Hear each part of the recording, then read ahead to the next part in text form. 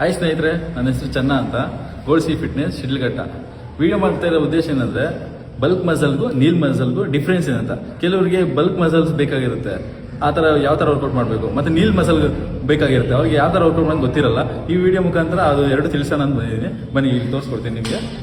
ನೋಡಿ ಸ್ನೇಹಿತರೆ, 2 point dumbbells ತೊಗೊಂಡಿದ್ರೆ ಈ ಥರ ಡಂಬಲ್ಸ್ ತೊಗೊಂಡು ಲೋ ವೆಯ್ಟಲ್ಲಿ ಜಾಸ್ತಿ ರಿಪ್ಸ್ ಮಾಡಿದಾಗ ಏನಾಗುತ್ತೆ, ತುಂಬ ನೀಲ್ ಮಸಲ್ಸ್ ಆಗುತ್ತೆ, ನೀಲ್ ಮಸಲ್ಸ್ ಆಗುತ್ತೆ, ಬ್ಯಾಕ್ ಸೈಡ್ ಜಾಸ್ತಿ ಬರ್ತದೆ, ಈಗ ನರಗಳೆಲ್ಲ ಜಾಸ್ತಿ ಬರ್ತದೆ. ಈ ಥರ ಲೋ ವೆಯ್ಟಲ್ಲಿ ಜಾಸ್ತಿ ಕೌಂಟ್ಸ್ ಮಾಡಬೇಕು. ಜಾಸ್ತಿ ಕೌಂಟ್ಸ್ ಮಾಡಿದ್ರೆ ನೀಲ್ ಮಸಲ್ಸ್ ಆಗುತ್ತೆ. ನೋಡಿ, ಬಲ್ಕ್ ಮಸಲ್ಸ್ಗೆ ಡಿಫ್ರೆನ್ಸ್ ಏನುತ್ತಾ, ಜಾಸ್ತಿ ವೆಯ್ಟ್ ತೊಗೊಂಡು ಜಾಸ್ತಿ ಕಡಿಮೆ ಕೌಂಟ್ಸ್ ಆಗಲಿ, ಜಾಸ್ತಿ ವೆಯ್ಟಲ್ಲಿ ನೀಟಾಗಿ ಪಂಪ್ ಹೊಡೆದ್ರೆ ಬಲ್ಕ್ ಮಸಲ್ಸ್ ಆಗ್ತದೆ. ಬಲ್ಕ್ ಮಸಲ್ಸ್ ಈ ಥರ ಇದರಲ್ಲಿ. ಅದೇ ಥರ ನೋಡಿ, ರ್ಯಾಡಲ್ಲಿನೂ ಅಷ್ಟೇ, ರ್ಯಾಡಲ್ಲಿ ತೊಗೊಂಡು ಲೋ ವೆಯ್ಟ್ಸೇ ಹಾಕೊಬೇಕು.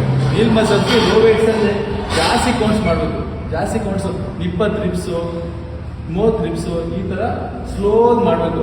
ಇದಕ್ಕೆ ನೀಲ್ ಮಸಲ್ ತುಂಬ ಇಂಪ್ಯಾಕ್ಟ್ ಮಾಡುತ್ತೆ, ಚೆನ್ನಾಗಿ ಇಂಪ್ರೂವ್ಮೆಂಟ್ ಆಗುತ್ತೆ ನೀಲ್ ಮಸಲ್. ಬಲ್ಕ್ ಮಸಲ್ಸ್ ಬೇಕು ಅಂದರೆ ನೋಡಿ, ಈ ಥರ ವೆಯ್ಟ್ ಜಾಸ್ತಿ ಹಾಕೊಂಡು ಐ ಪಂಪಾಗಿ ಒಂದು 10, 12 ಆ ಥರ ಮಾಡೋದ್ರಿಂದ ಬಲ್ಕ್ ಮಸಲ್ ಇಂಪ್ರೂವ್ಮೆಂಟ್ ಆಗ್ತದೆ. ಸ್ವಲ್ಪ ಸಣ್ಣ ಇರೋದ್ರಿಂದ ದಪ್ಪ ಆಗ್ತಾರೆ, ಮಸಲ್ಸ್ ಎಲ್ಲ ಸೈಜ್ ಬರ್ತದೆ, ಮಸಲ್ ಪಂಪ್ ಬರ್ತದೆ. ಅದೇ ಥರ ಇದು ತಕ್ಕಂಗೆ ವರ್ಕೌಟ್ ಮಾಡಿ ಡಯಟ್ ಮಾಡಿದ್ರೆ ತುಂಬ ಇಂಪ್ರೂವ್ಮೆಂಟ್ ಆಗ್ತದೆ. ಈ ಥರ ಆಗೋದ್ರಿಂದ ನೀಲ್ ಮಸಲ್ ಬಲ್ಕ್ ಮಸಲ್ ಡಿಫ್ರೆನ್ಸ್ ಇದೆ. ಇನ್ನು ಹೊಸ ವರ್ಕೌಟ್ಸು, ಡಯಟ್ ಪ್ಲಾನ್ಸು ಬೇಕಿದ್ರೆ ನಾನು ನೆಕ್ಸ್ಟ್ ವೀಡಿಯೋಸ್ ಎಲ್ಲ ಮಾಡ್ತಾ ಇರ್ತೀನಿ. ನಮ್ಮ ಪೇಜ್ನ ಫಾಲೋ ಮಾಡಿ, ಅದನ್ನ ಅಬ್ಸರ್ವ್ ಮಾಡಿ, ಕಾಮೆಂಟ್ ಮಾಡಿ. ನಾನು ನೆಕ್ಸ್ಟ್ ವೀಡಿಯೋದಲ್ಲೆಲ್ಲ ಯಾವ ಥರ ವರ್ಕೌಟ್ಸು, ಯಾವ ಥರ ಮಸಲ್ಗೆ ಹೇಗೆ ಮತ್ತು ಡಯಟ್ ಹೇಗೆ ಮಾಡ್ಬೇಕನ್ನೋದು ತಿಳಿಸ್ಕೊಡ್ತೀನಿ. Thank you guys.